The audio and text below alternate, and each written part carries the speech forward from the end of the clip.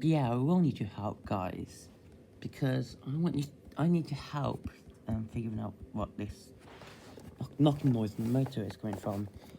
It makes the fan sound horrible, but it still sounds beautiful because you can still hear the whir of that Spinair T10 motor in there. But yeah, can you help me figure out what this grinding noise is? Take a listen.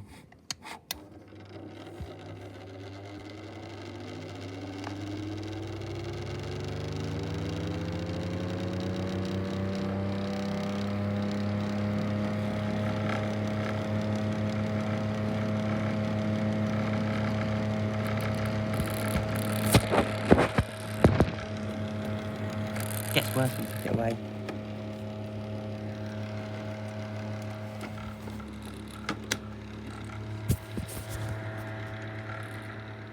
So yeah, at some point I'm going to go and get in there and look at the bearings. So can you guys help me figure out what that noise is?